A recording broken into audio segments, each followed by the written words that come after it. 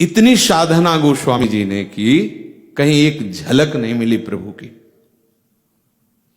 प्रभु ने विधान बनाया हो, शौच का बचा हुआ जल, काशी के बाहर जाते थे शौच, एक वृक्ष में डालने लगे, उसमें प्रेत रहता था। भूत भावन की नगरी है। प्रसन्न हुआ जलपान करके, अशुद्ध जल पी के प्रकट हुआ, गोस्वामी जी से कहा डरना मत, तुम्हारी जो इच्छा हो हमसे मांग लो। उनका इच्छा तो यही कि एक बार अपने प्राण प्रीतम सिया राम का दर्शन पाऊं। बोले इतनी सामर्थ्य मेरे में नहीं, लेकिन उपाय बता सकता हूं। जहां भगवत कथा होती है वहां हनुमान जी महाराज विराजमान होते हैं। तो बोले जहां तुलसी घाट है, बाद में नाम तुलसी घाट, वहां भगवत चर्चा होती थी। तो बोले हम कैसे पहचानेंगे? बोले सबसे पहले आते हैं और सबसे बाद में जाते हैं। यह है कथा रसिक का स्वरूप। सबसे पहले आते हैं, मलिन भेष होगा, वृद्ध शरीर होगा, और सबसे बाद में जाते हैं। गोस्वामी जी को आज कथा में मन नहीं लगा, तो यही देख रहे थे कौन सबसे पहले आया है। तो देखा कि सबसे पीछे शांत मुद्रा में कृष्ण शरीर वृद्ध रूप धारण किए हुए महाबलशाली परम भागवत, जिनके रोम रोम से नाम ध्वनि प्रकट होती है, बलिहारी है उनके चरणों की। ऐसा अपने आराध्य देव में प्रेम, ऐसा प्रेम और ऐसी सेवा निष्ठा, राम काज कीन्हे बिनु मोह कहां विश्राम। रोम रोम से भगवान नाम स्फुरित होता रहता है। वो बैठे हैं, कुछ पाना है क्या उनको? ये है आसक्ति अपने आराध्य देव की, उनकी चर्चा, उनका नाम, उनका गुण, उनका रूप सुनने को मिलता है। जहां जहां पी की बात सुने, खोजत तीन गैनन, वो रास्ता खोजते प्रेमी जन, कोई मेरे प्रीतम की बात सुना दे। अकेले पढ़ना और सभा में इसका अंतर होता है, आप खुद अनुभव करना। देखा कथा हुई, सब चले गए, बाद में वहां की रज ऐसे लेके लगाई।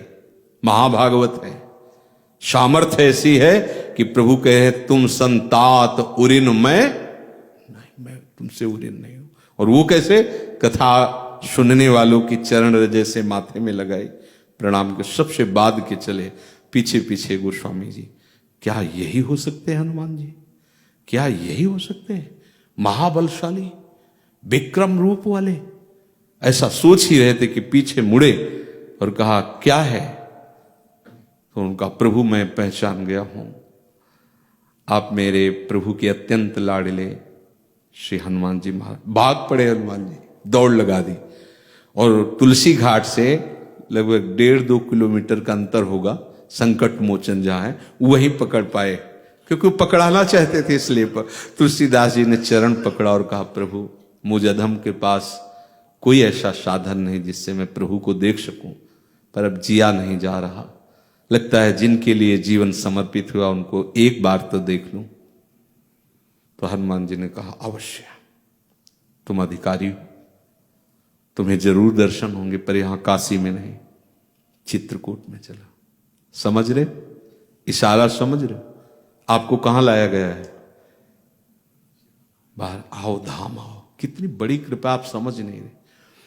अब गोस्वामी जी को श्री हनुमान जी की प्रार्थना से चित्रकूट में जब वो चंदन घिस करके और सोच रहे थे कि प्रभु आएंगे तो कैसे सेवा करेंगे, क्या करेंगे, इतने में 2 राजकुमार आए और उन्होंने कहा कि हमें थोड़ा चंदन लगाओगे?